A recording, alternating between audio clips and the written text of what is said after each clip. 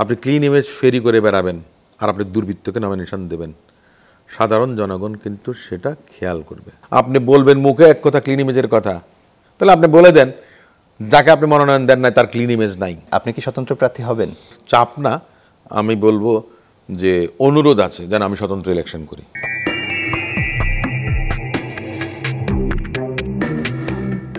দর্শক শুভেচ্ছা নেবেন, আশিক তমাল স্বাগত জানাচ্ছি চ্যানেল 24 এর নিয়মিত আয়োজন যত কথা অনুষ্ঠানে। আজকে আমাদের মাঝে উপস্থিত হয়েছেন বিএনপির আন্তর্জাতিক বিষয়ক সম্পাদক ব্যারিস্টার নাসিরউদ্দিন আহমেদ অসীম। ব্যারিস্টার অসীম, চ্যানেল 24 আপনাকে স্বাগত জানাচ্ছি। আপনাকেও ধন্যবাদ আমাকে আমন্ত্রণ জানানোর জন্য। কেমন আছেন আপনি?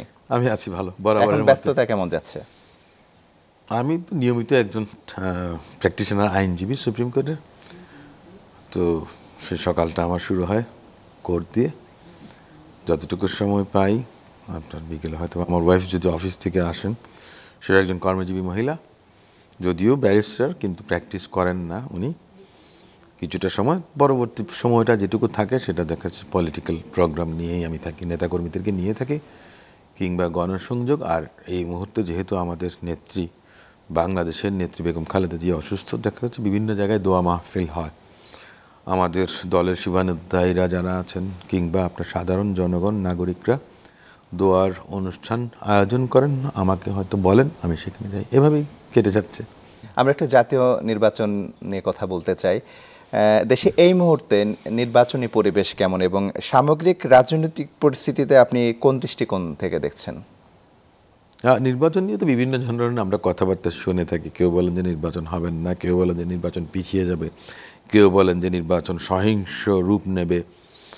কিন্তু তার চেয়ে বড় কথা হচ্ছে যে মাননীয় প্রধান উপদেষ্টা তিনি বেশ কয়েক মাস আগে বলেছেন সবচেয়ে ভালো একটা নির্বাচন যেন উপস্থাপন করতে পারেন বা সম্পন্ন করতে পারেন, সে বিষয়টা তিনি বলেছেন এবং দৃষ্টান্ত স্থাপন করবেন সেটাও বলেছেন।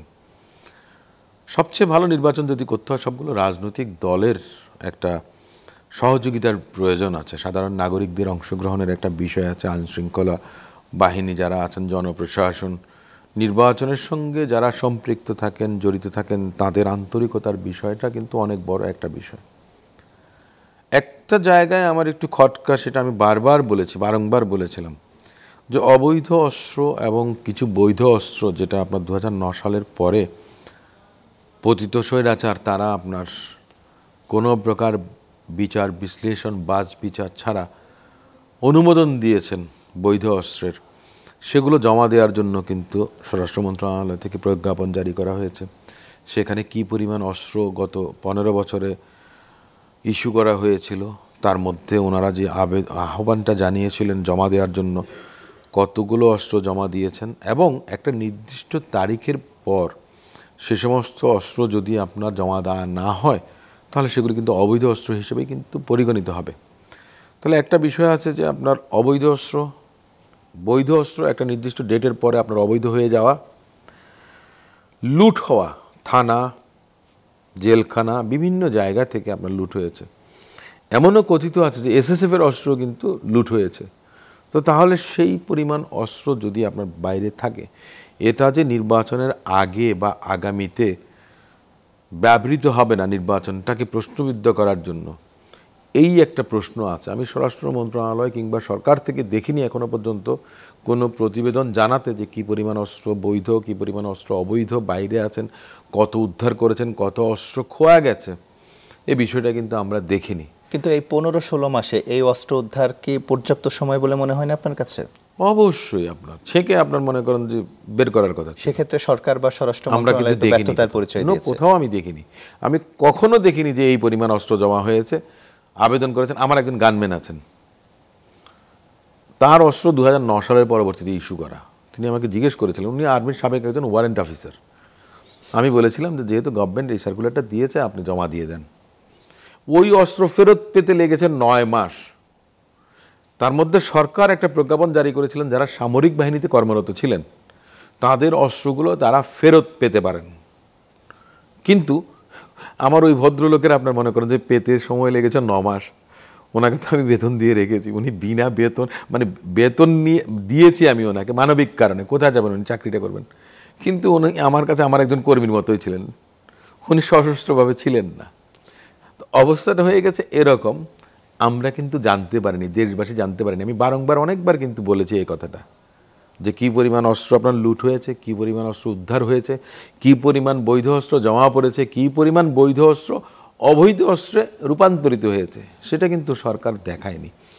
এগুলো একটা বড় চ্যালেঞ্জ আমি মনে করি। তার মধ্যে আছে বিগত সরকারের সময় নিয়োগ পাওয়া, দলীয় বিবেচনা যাদেরকে নিয়োগ দেওয়া হয়েছে তাদের বিষয়টা আছে, জনপ্রশাসনেও আছে, পুলিশ প্রশাসনেও আছে। এই দুইটি শক্তি কিন্তু আপনার নিয়ামক হিসেবে নির্বাচন চলাকালীন সময় বড় ভূমিকা রাখেন। সে জায়গাতে একটা আবেদন ছিল যে তাদেরকে যথাসম্ভব মূল নির্বাচন প্রক্রিয়া থেকে একটু বাইরে রাখা। এখন আপনি যদি প্রশ্ন করেন যে তাহলে কাদেরকে দিয়েই করবেন, তাহলে আমার কথা হচ্ছে আপনি একটা হিসাব করেন যে 15-16 বছর যখন আওয়ামী লীগ ছিল, পতিত স্বৈরাচার, তারা কাদেরকে ওএসডি করে রেখেছিল? ওনারা তো ডিএনএ টেস্ট করে তাদেরকে আনেন, তাদেরকে দিয়ে কাজটা করান। ভালো অফিসার নেই এটা তো আমি বলি না, ভালো অফিসার যদি না থাকতেন তাহলে এই দেশের ব্যুরোক্রেসি বলেন, পুলিশ প্রশাসন বলেন, সব কিছু কিন্তু ভেঙে পড়তো। তার মানে আছে, আমি এটা বিশ্বাস করি। এখন সরকার যদি চান ওনারা সেটা করতে পারেন। কদিন আগে দেখলাম, আমার কাছে খুব হাস্যকর মনে হলো, লটারি করলেন, ডিসি পুনর্বন্টন করলেন, এসপি পুনর্বন্টন করলেন, থানার ওসি পুনর্বন্টন করলেন, এক থানা থেকে আরেক থানায় গেছে, ডিএমপির মধ্যেই আছেন। এদের মধ্যে কি আপনার প্রশ্নবিদ্ধ চরিত্র কি কারো নাই? নিঃসন্দেহে আছে, কিন্তু কোন কারণে আমি লটারিতে যাদের নামগুলো আসা বা আসলো, মানে এদের কি বাছাই করে নেয়া নাকি এভারেজে যারা আছে লটারির তালিকায় নাম দেখে লটারি করা হলো? একটা কথা আছে, আপনি হাউজি দেখেছেন কিনা জানি না, যে কতগুলো আছে যে আপনার বোল থেকে তোলা হয় নাম, সবগুলো যদি এ থাকে, যেটাই তোলেন সেটা এই কিন্তু উঠবে। আমার তো অনেকটা মনে হচ্ছে যে এটা তাই হয়েছে, এরকমটাই হয়েছে।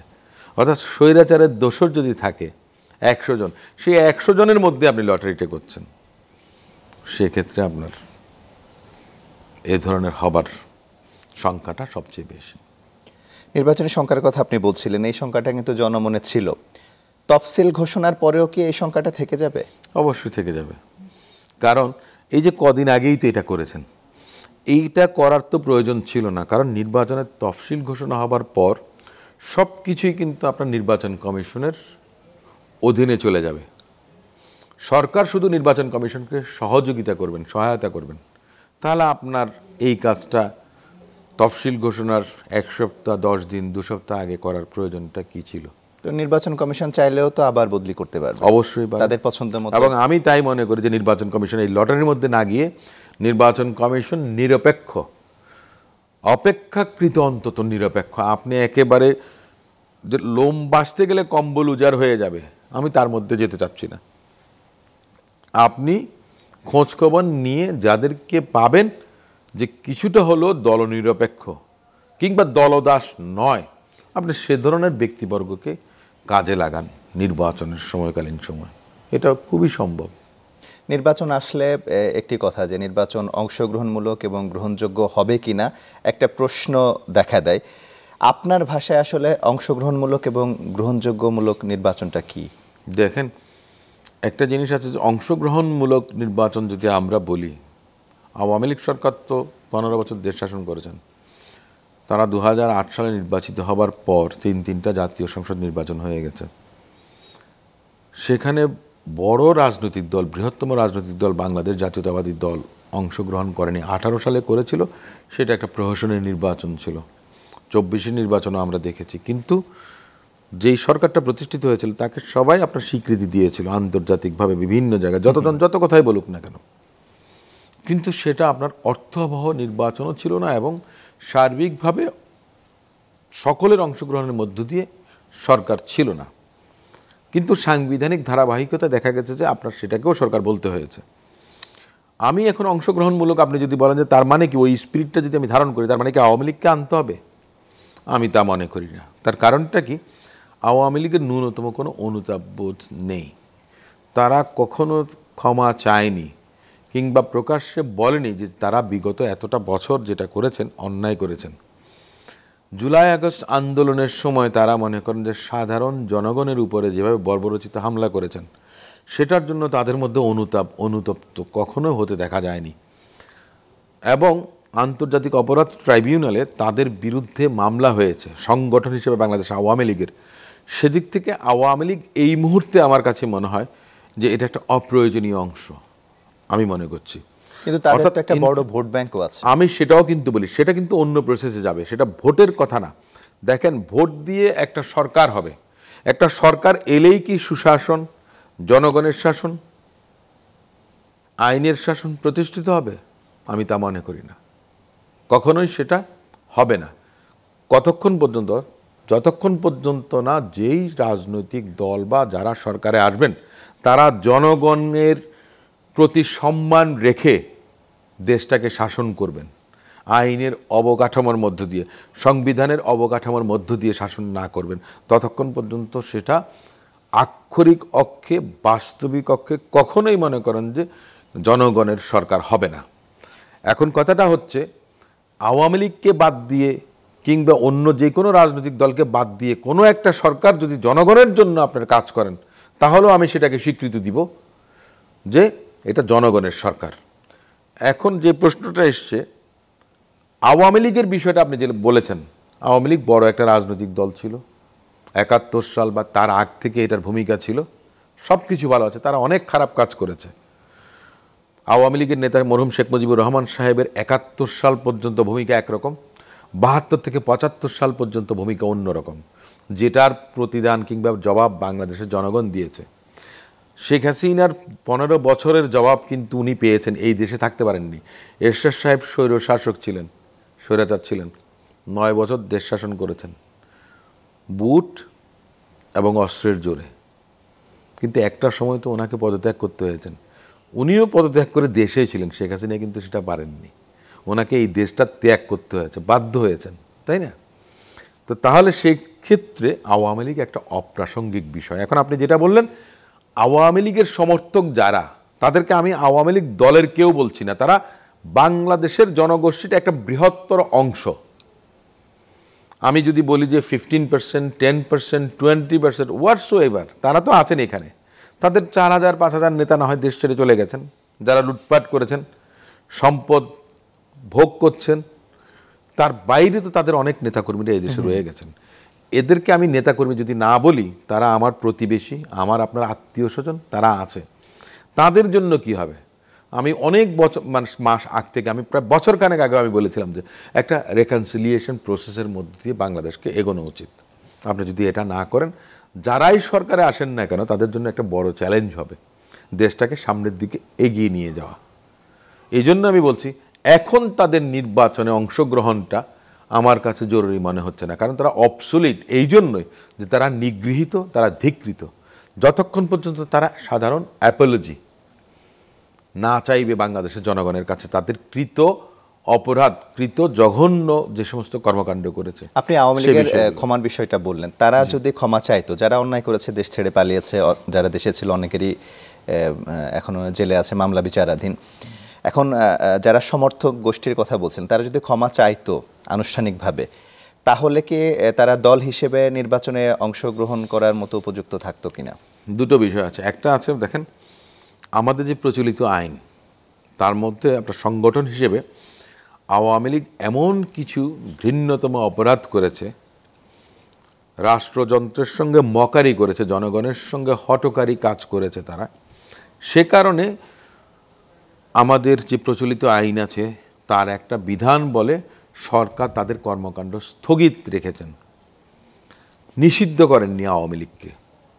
তো সেদিক থেকে এ পর্যন্ত, to the extent of that point, Awami League নির্বাচনে অংশগ্রহণ করতে পারবেন না। কেন পারবেন না? সেটার কিন্তু আইনগত ভিত্তি আছে, যেটা আপনার যে বললাম যে স্থগিত আছে।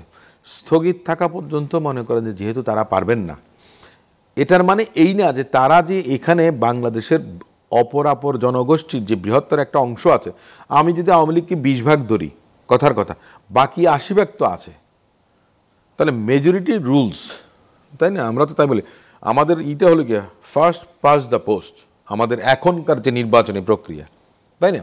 আমি 40% পেলাম, আওয়ামী লীগ যদি 30% পায়, তাতেও কিন্তু আওয়ামী লীগ থাকবে না, ওই 40% যে পেল সেই থাকবে, তাহলে আপনি সেই ন্যারেটিভটাকে সামনে রেখেই কিন্তু বিচার বিবেচনাটা করতে পারেন। এটাতে কাউকে যদি বাইরে রাখেন, আমি সেটাকে এই মুহূর্তে দোষের মনে করি না, কারণ আমার আপনার ক্ষত যেটা, গ্রিভান্স যেটা, এটা তো রয়েই গেল। দ্বিতীয় কথাটা হচ্ছে যে আওয়ামী লীগ নেত্রী কিংবা স্বরাষ্ট্রমন্ত্রী যিনি ছিলেন আসাদুজ্জামান কামাল, তাদের বিচার হয়েছে, তাদের মনে করেন যে ফাঁসির আদেশ হয়েছে, কিন্তু দলগতভাবে আওয়ামী লীগের বিষয়টাও কিন্তু পেন্ডিং আছে। সো আমরা এখনও বলতে পারছি না। এখন দল হিসেবে যদি নিষিদ্ধ হয়, কিন্তু এই যে যারা আওয়ামী লীগের সমর্থক ছিলেন তাদেরকে কোথাও না কোথাও তো যেতে হবে। তারা তো কোনো না কোনো দলের সঙ্গে কিংবা একটা নতুন গোষ্ঠী হিসেবে তাদেরকে আবির্ভূত হতে হবে। সো আওয়ামী লীগ বিষয়টা রাজনৈতিক দল হিসেবে এটা এই মুহূর্তে আমার কাছে মানে আলোচিত কিংবা আপনার আলোচনার বিষয় হওয়া আমি মনে করি না। এটা আমার কাছে যেটা আমি মনে করি। বিএনপি চেয়ারপারসন বেগম খালেদা জিয়া শারীরিকভাবে অসুস্থ, হাসপাতালে চিকিৎসাধীন রয়েছেন। এটা নিয়ে শুধু বিএনপি নেতাকর্মী না, সারা দেশের মানুষই কিন্তু গভীরভাবে উদ্বিগ্ন।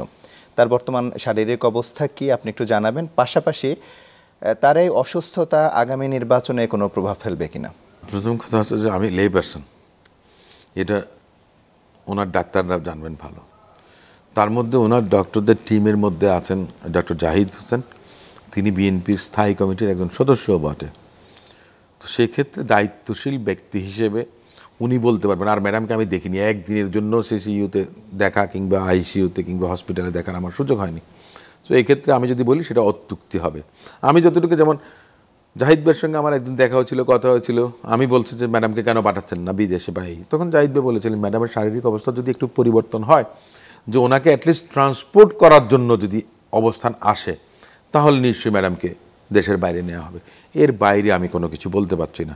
কিন্তু আমি যা দেখছি পত্রপত্রিকায় দেখছি যে আজকে একটু ভালো, কালকে একটু খারাপ, এই ধরনের বিষয়। এ ব্যাপারে আমার মন্তব্য করার কিছু নেই।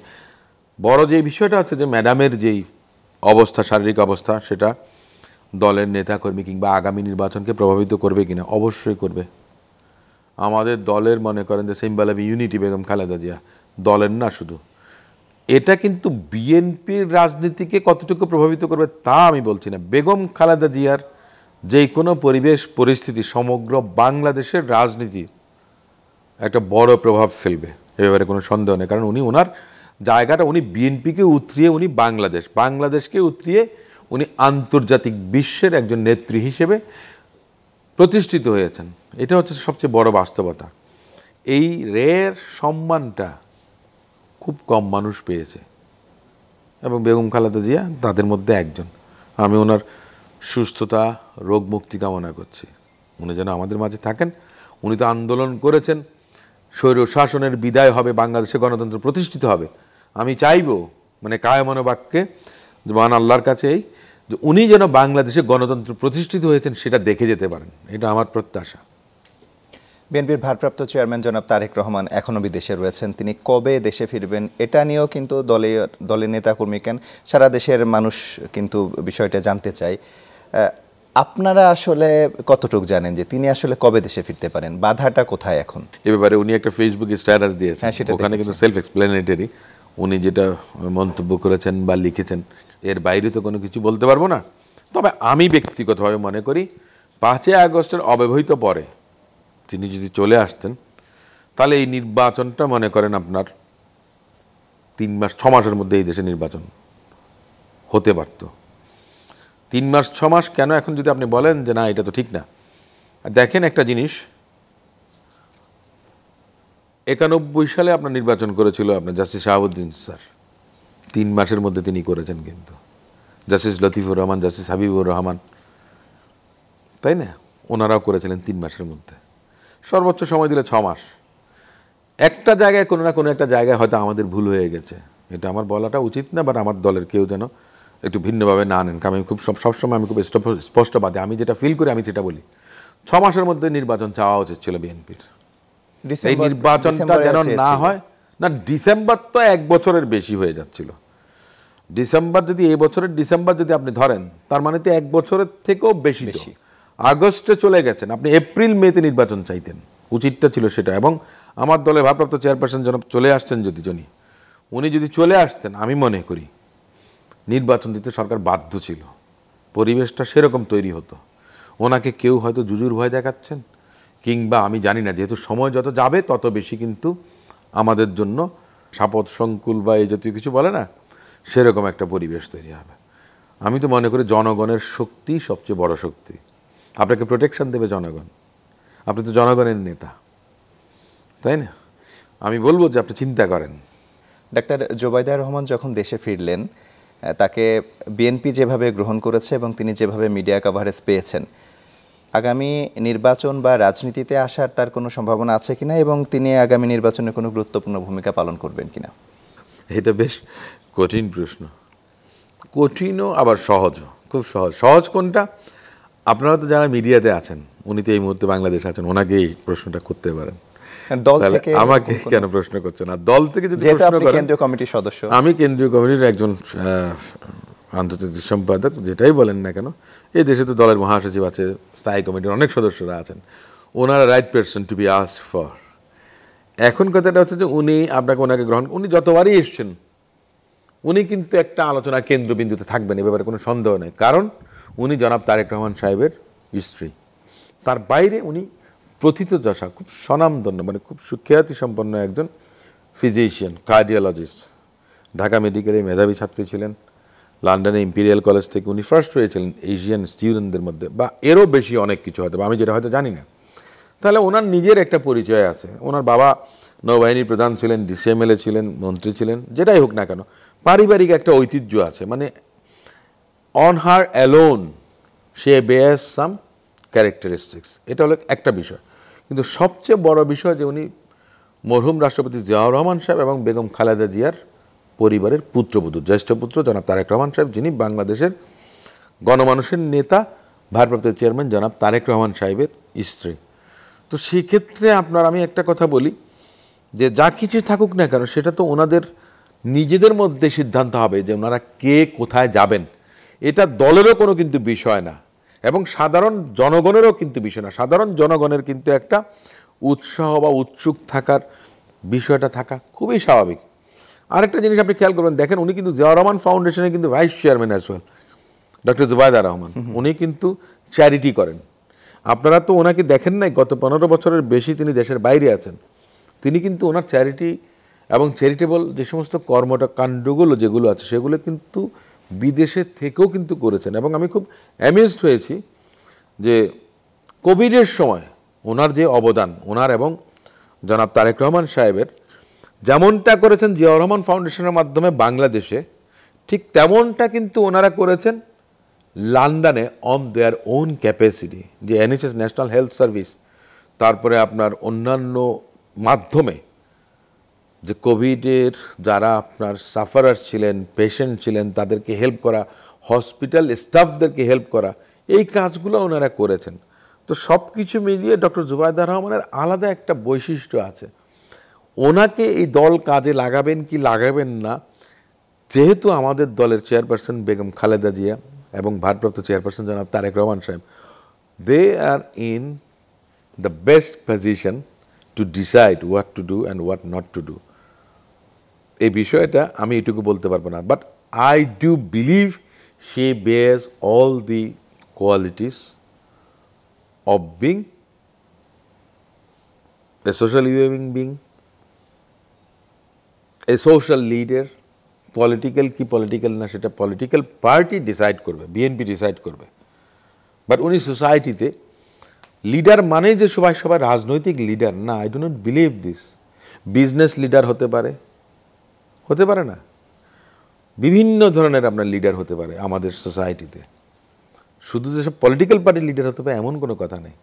But I do believe that yes she Beers that much quality to lead any quarter.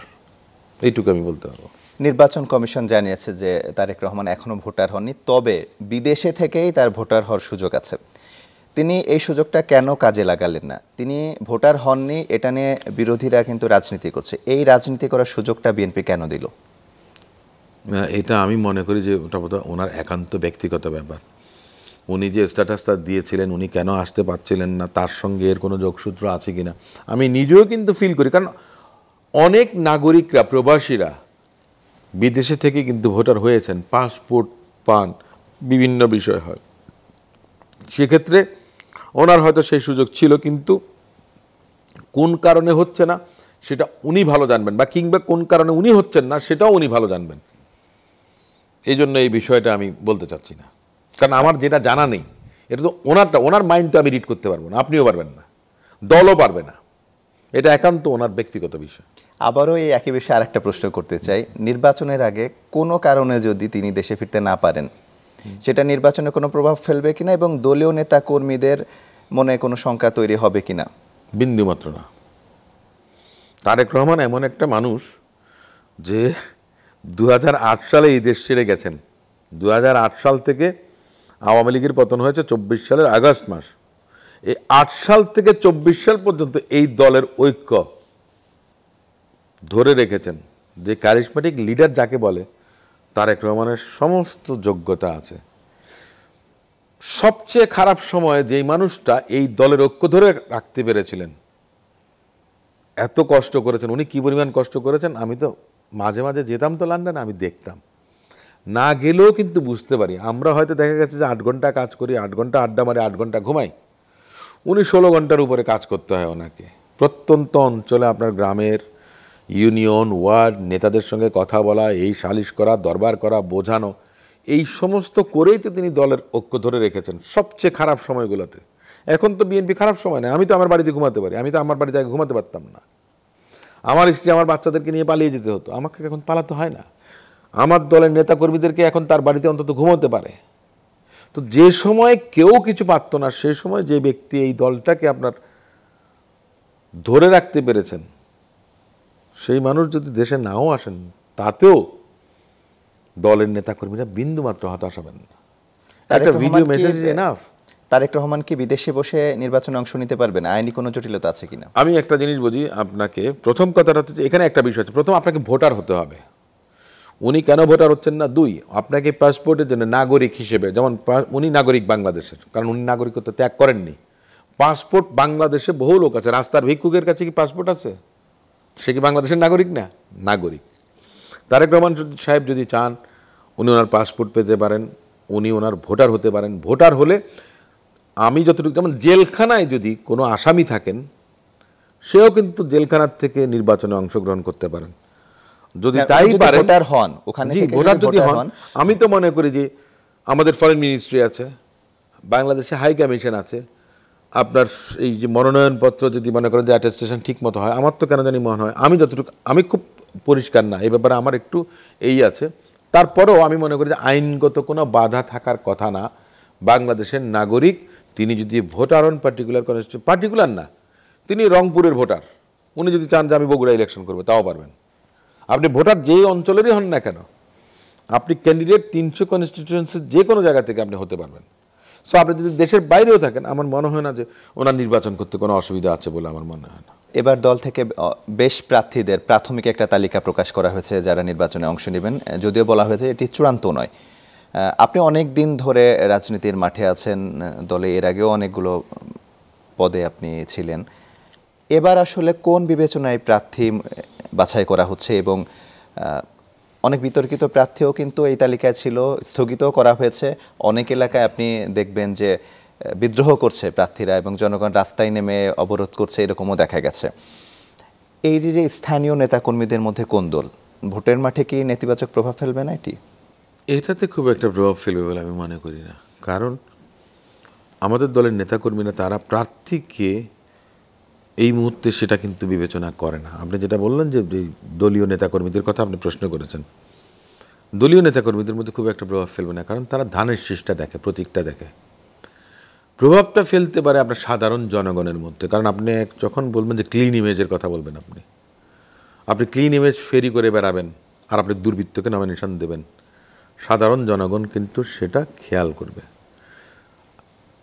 আপনার সময় কিন্তু পাল্টে গেছে, তাই না? আমরা জেনজির কথা বলি না, তারা কিন্তু দেখবেন আপনি কাকে নমিনেশন দিয়েছেন। দলের নেতাকর্মীদেরকে ধমক দিয়ে দলের উপরের নেতাকর্মীরা বলবেন যে আসো অমুকের জন্য ভোট করতে হবে। নেতা কতজন এক একটা কনস্টিটিউয়েন্সিতে? সর্বোচ্চ 2 থেকে 3 হাজার। ভোটার কতজন? 5 লাখ 6 লাখ, তাই না? ও বিষয়টা খেয়াল রাখা উচিত, সবার মাথার মধ্যে আসা উচিত। আপনার মানুষ জানেন কার চরিত্রটা কেমন।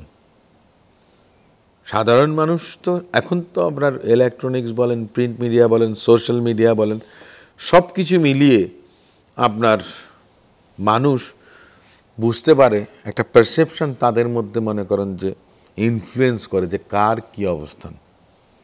আমি তো দেখেছি এর আগেও, তো আজ থেকে আমি 91 সালেও দেখেছি আপনার সবচেয়ে ভালো নির্বাচন হয়েছিল বাংলাদেশে।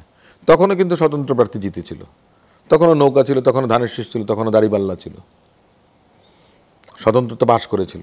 তো তাহলে আপনার কি সেই অবস্থাটাকে আপনি রুলড আউট করে দেবেন? নতুন ভোটার যারা হয়েছে তারা কি আপনার গরু গাধা? সে কি দেখবে না যে কাকে দল মনোনয়ন দিয়েছেন? আপনি বলবেন মুখে এক কথা, ক্লিন ইমেজের কথা, তাহলে আপনি বলে দেন যাকে আপনি মনোনয়ন দেন নাই তার ক্লিন ইমেজ নাই, এই কথাটা বলে দেন। Let public decide who holds that character. এটা হওয়া উচিত। এই কারণে আমি বলছি এটা যে আরেকটু এই হওয়া উচিত। তবে আমি একটা জিনিস মনে করি যে দল যেটা নিয়েছে সিদ্ধান্ত, সেটা দল ভালো মনে করেছে, এইটা হলো গিয়ে বড় কথা। সীমাবদ্ধতা সবার থাকে, সীমাবদ্ধতা সবার থাকে। হয়তোবা এটা ভেবেছেন এখন এরকম, এটার পরিবর্তনও হতে পারে, যে না আমরা সিদ্ধান্ত নিয়েছি ঠিক না, এই সিদ্ধান্ত পরিবর্তনও হতে পারে। তো সেই ক্ষেত্রে আমি বলবো, যেমন আমি মনোনয়ন পাইনি, তাতে আমি মনে করেন যে খুব একটা বেশি হতাশ আমি তা বলিনি বা মনে করি না। কিন্তু আপনার দল বলেছে যে যারা মনোনয়ন পায়নি তাদেরকে মূল্যায়ন করা হবে। হ্যাঁ, সেটা আপনি কি এমন কোন আশ্বাস পেয়েছেন? আমি কোনো আশ্বাসে কখনো বিশ্বাস করি না। আমি আশ্বাসে কখনো বিশ্বাস করি না, আমি বাস্তবতায় বিশ্বাসী, তাই না? আপনি আমাকে এখন মনোনয়ন দিতে পারেন এমপিতে, আপনি আমাকে আগামীতে দিতে পারবেন, আমি কেন বিশ্বাস করতে যাব? একটা কথার কথা আমি বলছি। আবার আরেকটা জিনিস বিলিভ করি, যে আপনি যদি মনে করেন যে না এই ছেলেটার প্রতি অন্যায় করা হয়েছে, তাকে না দিলে আরও বেশি সমালোচনা পড়বো, তাহলে হয়তো বা করতে পারেন, কিন্তু আপনাকে সেটা আমাকে বলতে হবে তো, তাই না? আপনি আমাকে কি করবেন না না করবেন সেটা আমাকে তো বলবেন তো, একটা কথার কথা। কারণ আমাকে তো মনে করেন ভোট চাইতে দিতে হবে, আমি যখন ভোট চাইতে যাব তখন আমাকে তো বলবে যে আপনারা কি করছে। আমাকে একজন, আমার সুপ্রিম কোর্টের একজন লয়ার আমাকে বলেছে তোমার নমিনেশন দেয় নাই, তো আমি খুব শকড হয়েছি, এবং বাকি যে কথাটা বলেছে আমি এই কথাটা বললাম না। আমার এরকম শুভানুধ্যায়ী অনেকে আছেন, তাই না? এখন আমার ক্লিন ইমেজ কিনা এই নিয়ে আমার দলের হয়তো সন্দেহ আছে, বা অন্যদের ইভিল ইমেজ যদি থাকে সেটাকে ওনারা ক্লিন ইমেজ মনে করতে পারেন, সেটা ওনাদের ব্যাপার।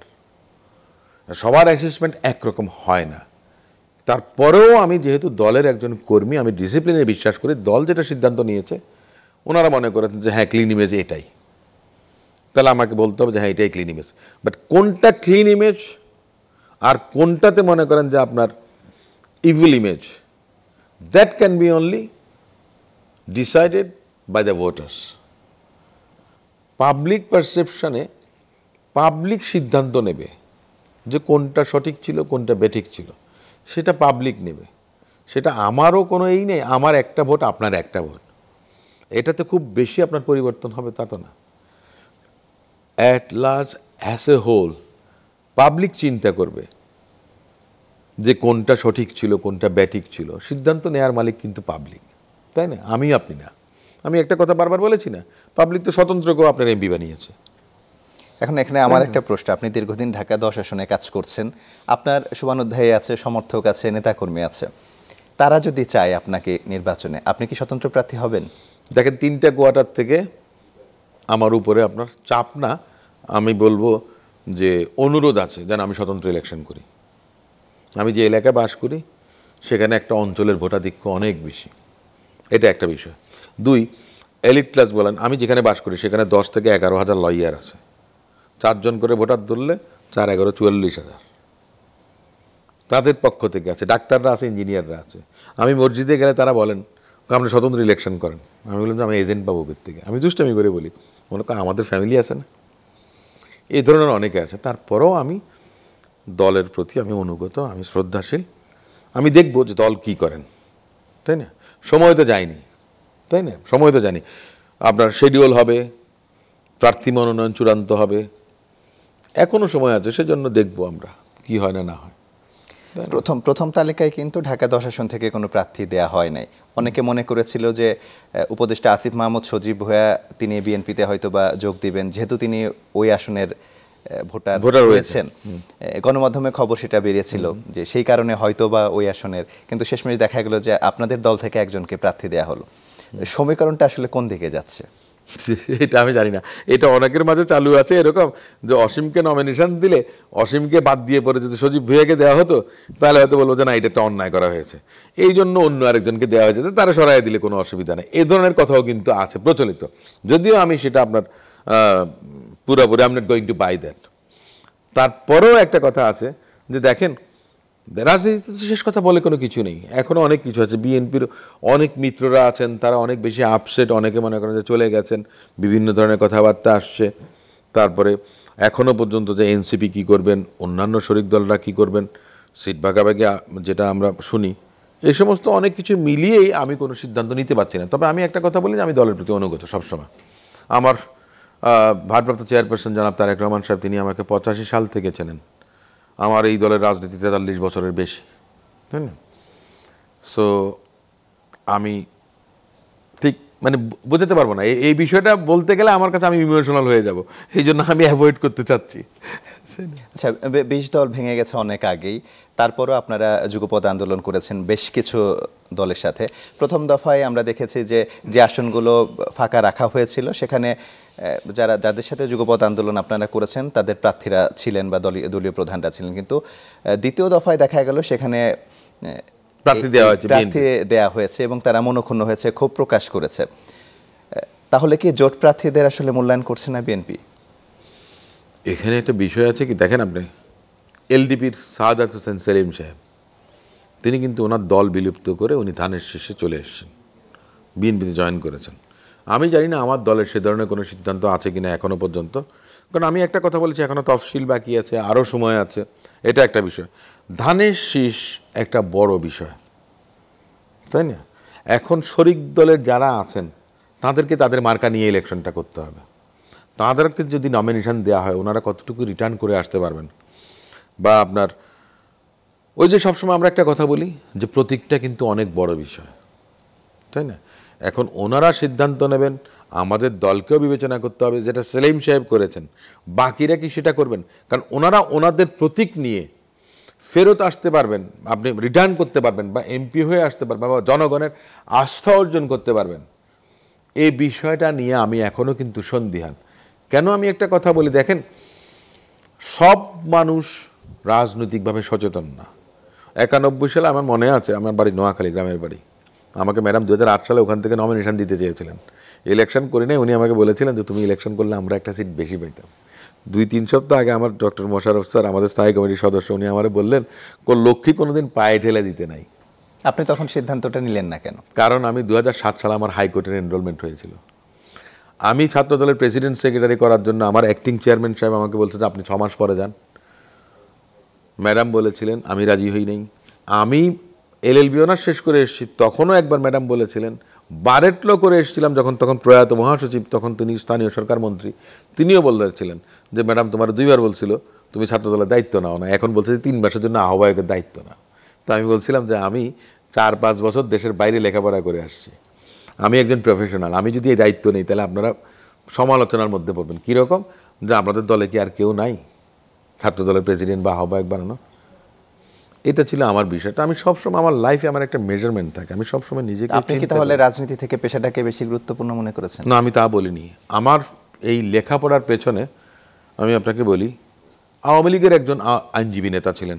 আমি 93 সাল, আমি 91 সাল থেকে 97 সাল পর্যন্ত ঢাকা বিশ্ববিদ্যালয়ের সিনেট মেম্বার ছিলাম। তো সে সময় একজন আইনজীবী ছিলেন, তিনি আমাকে বলেছিলেন যে আপনি তো বোধহয় স্টুডেন্ট পলিটিক্স করেন, আপনি তো ডাকসুর স্টুডেন্ট প্রতিনিধি, সিনেট মেম্বার ঢাকা ইউনিভার্সিটির। আমি বললাম জি স্যার। বলে যে আপনি ল পড়েন? আমি বললাম স্যার আমি তো লয়ের স্টুডেন্ট ছিলাম, তো এখনও সুযোগ আছে। আমি লতে ভর্তি হলাম ধানমন্ডি ল কলেজ। পরবর্তীতে সিদ্ধান্ত চেঞ্জ করলাম। ইউনিভার্সিটির প্রেসিডেন্ট হওয়ার আগে, ভোটের আগে, পররাষ্ট্রমন্ত্রী ছিলেন মুস্তাফিজুর রহমান স্যার। উনি আমাকে বললেন যে তুমি ইউনিভার্সিটির প্রেসিডেন্ট হবা, হওয়ার পর তুমি আর রাজনীতি করবে না, তুমি একটা প্রফেশনাল ডিগ্রি নিয়ে আসবা। আমি চাই যে তোমার রাজনীতি পলিটিক্যাল ক্যারিয়ারটা আরও এনহ্যান্স হোক। এই উপমহাদেশ সাবকন্টিনেন্টে দেখবেন যে লয়াররাই কিন্তু ডমিনেন্ট ফিগার হিসেবে আছে। সে কারণেই আমি আপনার এই করেছিলাম। ম্যাডাম বলার পরও আমি কেন করিনি, যেহেতু ওই যে আমার 2007 সালে মাত্র এনরোলমেন্ট হয়েছে, আমি ম্যাডামকে বলেছিলাম যে আমি যদি এখন এমপিও ম্যাডাম, আমার সপ্তাহে 2 দিন যেতে হবে নোয়াখালীতে। আমি সে কারণে চাইনি, এখন চেয়েছি কিন্তু এখন পাইনি। সব প্রত্যাশা কোনোদিন পূরণ হয় না, কিছু কিছু প্রত্যাশা আল্লাহ হয়তো ডিসাইড করে রাখেন ভালোর জন্য, এবং আমার লাইফে এ পর্যন্ত যা কিছু হয়েছে আল্লাহ ভালোর জন্যই করেছেন। তো আমি এখনও মনে করি যে এটাই আমার জন্য ভালো হবে। মোশাররফ স্যার সেদিন বললেন, তুমি যদি সেদিন ইলেকশনটা করতে, ম্যাডাম তো বললো যে তুমি একটা সিট বেশি পাইতে, পায়ের লক্ষ্মী কোনোদিন পায়ে ঠেলে দিতে হয় না, এই কথাটা বলেছিলেন। আমি ওইটাই মনে করি, আমি বেটার অফ। আমি তো লয়ার সুপ্রিম কোর্টের, আলহামদুলিল্লাহ। আমি আমার প্র্যাকটিস নিয়ে তো চলতে পারবো, প্র্যাকটিসের পাশাপাশি রাজনীতি তো করাই যাচ্ছে। আমি তো রাজনীতিতে, আমি তো বলবো যে আমার যদি প্র্যাকটিস 12 ঘন্টা, বাকি 12 ঘন্টা আমার পলিটিক্স, ঘুমের কথা বাদ দিলাম। অবস্থাটা এরকম হয়ে গেছে। এবং আমি আমার ফ্যামিলিকে কিন্তু সবচেয়ে বেশি আপনার করেছি, মানে ডেপ্রাইভ করেছি, যেটা আমার ছেলে মেয়ে এবং আমার ওয়াইফ বলে। তাদেরকে আমি কখনো সময় দিইনি এই পলিটিক্সের জন্য। এটা হলো গিয়ে আমার রিগ্রেট লাইফে একটাই। কিন্তু আপনি যদি এবারও মনোনয়ন না পান, আপনার রাজনৈতিক ক্যারিয়ার তাহলে কোন দিকে যাচ্ছে? রাজনৈতিক ক্যারিয়ারটা কোথায় যাবে? রাজনীতি কিন্তু সব কিছু না আমার লাইফে। রাজনৈতিক ক্যারিয়ার এক জিনিস, আর একজন মানুষের ক্যারিয়ার আরেকটা জিনিস। সো ক্যারিয়ারের মধ্যে আমার professional career, family, social career, সমস্ত কিছু মিলিয়েই কিন্তু ক্যারিয়ারটা। সো পলিটিক্স আমার কাছে প্রফেশন না, ইটস এ প্যাশন। এটা একটা প্যাশন। তো এই অংশটুকু যদি বাদ যায় লাইফে, খুব বেশি কিছু হারাবে মনে করি না আমি। আমার যে বলে না যে ফ্লক অফ ফেদার্স, আমার যতটুকু এই পর্যন্ত আছে আলহামদুলিল্লাহ, আমি খুব মানে শুক্রিয়া করি যে আরেকটা হয়তো পেখম লাগতে পারত। ময়ূরের যেরকম একটা পেখম লাগে, হয়তো একটা এক্সট্রা পেখম লাগতো। বাংলাদেশে বহু 300 এমপি ছিল, তাদেরকে যখন চিনত না তখন আমাকে চিনত 2007 সালের পর। কারণ বেগম খালেদা জিয়া এবং তারেক রহমান সাহেবের পাশে কেউ ছিলেন না, সর্বপ্রথম আমি এগিয়ে এসেছিলাম। আমি যে সময় টকশো করেছিলাম, এই মইনুল হোসেন স্যার বলেন, আপনার তোফায়েল আহমেদ বলেন, আমির হোসেন আমু সাহেব, আনোয়ার হোসেন মঞ্জু, আমি ওই লেভেলের প্রথিতযশা যারা সামাজিকভাবে রাজনৈতিকভাবে প্রতিষ্ঠিত ছিলেন তাদের সঙ্গে টকশো করার সৌভাগ্য হয়েছিল। ওটা আমার বয়স দিয়ে কিন্তু কেউ বিবেচনা করে না, কিংবা আমার রাজনৈতিক অবস্থান দিয়ে কিছু বিবেচনার মধ্যে আসেনি। আমি বিএনপির মেম্বারও ছিলাম না তখন, মানে সাবেক একজন ছাত্রদল নেতা ছিলাম, কিন্তু ব্যারিস্টার বা লয়ার। আমি ওনাদের পাশে এসেছিলাম, ওনাদের আলোতে আমি কিন্তু আলোকিত হয়েছিলাম, যেটা বাস্তবতা আমি বলবো। এবং মিডিয়া আমাকে সেই পরিমাণ কাভারেজ দিয়েছিল, আমি সেই পরিচিতি পেয়েছি। এটাই সেজন্য অনেকে বলে যে আমি নমিনেশন পাইনি, যে আফসোসটা করে, কেন করে?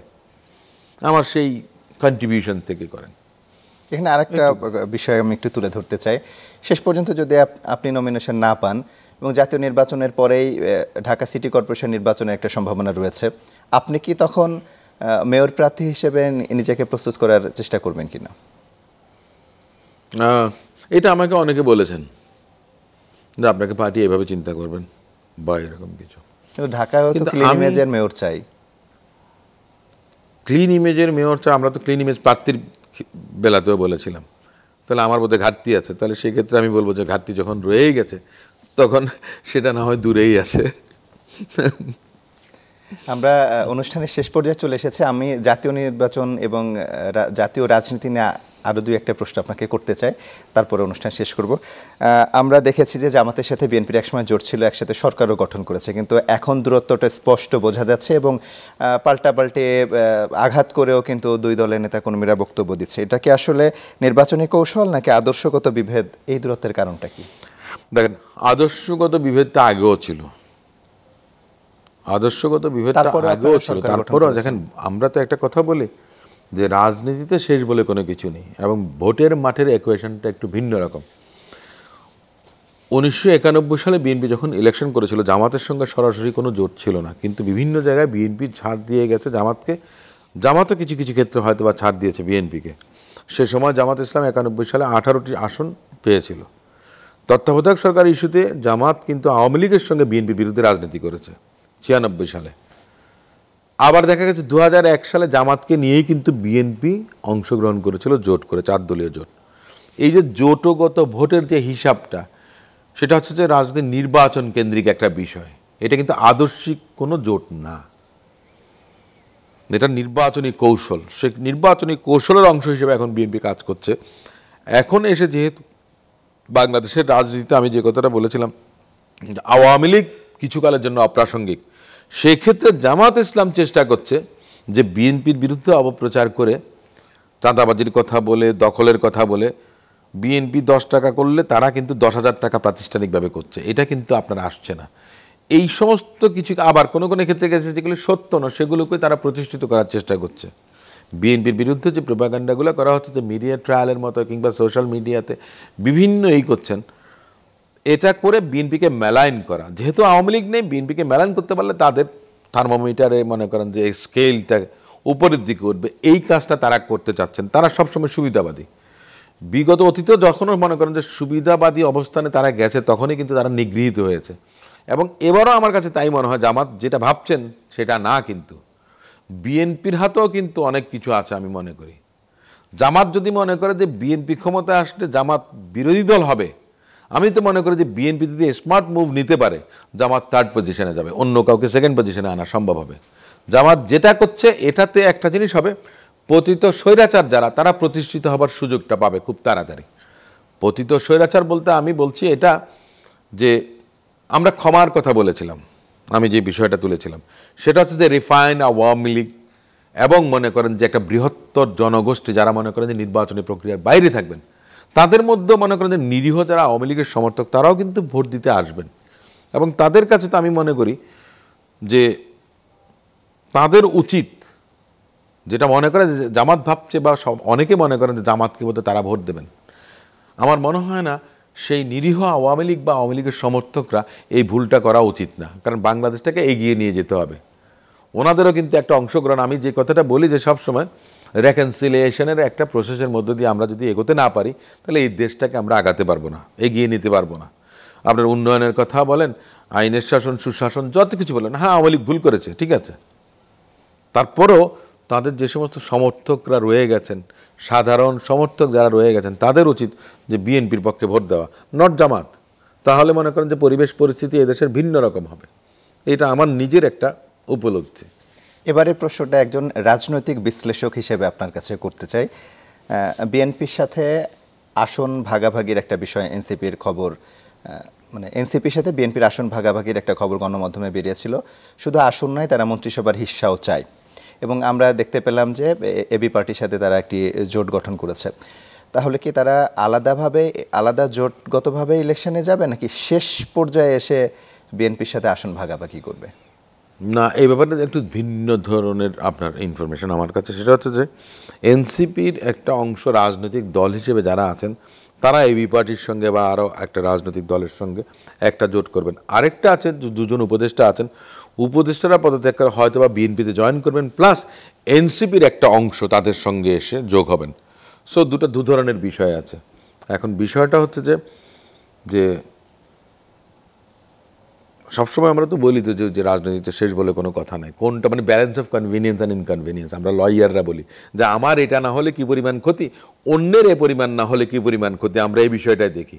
তো সেই বিষয়টা বিএনপি আপনার 3-3বার দেশ পরিচালনার সুযোগ পেয়েছে, 3-3বার আমরা বলি, কিন্তু তার আগে কিন্তু শহীদ রাষ্ট্রপতি জিয়াউর রহমান সাহেবের যে সময়কালটা আমরা সেটা কিন্তু আমরা হিসাব করি না। তার মানে তারও আগ থেকে আমরা বলবো যে সবচেয়ে গোল্ডেন এইটা তো ছিল ওনার সময়কার। সব কিছু মিলিয়ে আমি যেটুকু বলবো যে বিচক্ষণতার সাথে বিএনপি পরিবেশ পরিস্থিতি পর্যবেক্ষণ করবেন, কোনটা প্রয়োজন দেশের স্বার্থে, দল হিসেবে বিএনপির স্বার্থে আমি বলছি না, দেশের স্বার্থে কোনটা প্রয়োজন বিএনপি সেটা করুক। সেটার জন্য যদি আমাকে সবচেয়ে বড় স্যাক্রিফাইস করতে হয়, আমি সেটাও করতে রাজি আছি। আমি এর আগেও বলেছি, আমি কিন্তু এই কথাটা আগেও বলেছি যে জোটের জন্য বা বৃহত্তর স্বার্থে আমি স্যাক্রিফাইস করতে রাজি, আমি এই কথাটা বলেছিলাম।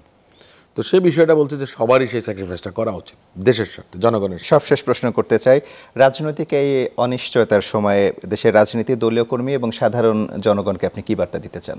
আমার একটা বিষয় আছে যে আমরা একটা পরিবর্তন আশা করি সবসময়, অনেক বছর পেরিয়ে গেছে, তো আমি তো চাইব যে জনগণ ভালো মানুষের পক্ষে দাঁড়াক, রাজনীতিতে সুস্থ ধারা প্রতিষ্ঠিত হোক, রাজনৈতিক সংস্কৃতির একটা নতুন বিকাশ আমরা যেন অন্তত দেখতে পাই।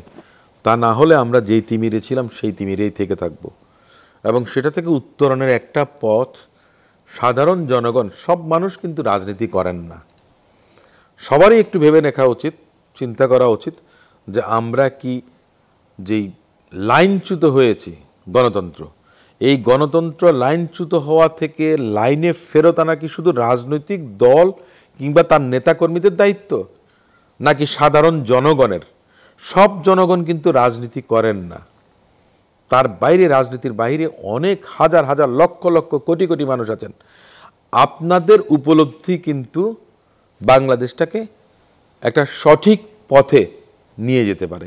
আমার প্রত্যাশাটা সেটাই, যে একটাবার অন্তত চিন্তা করে দেখেন যে অন্তত আরেকবারের জন্য আমরা যুদ্ধটা করি। ব্যারিস্টার নাসিরউদ্দিন অসীম, আপনাকে অসংখ্য ধন্যবাদ আমাদেরকে সময় দেওয়ার জন্য।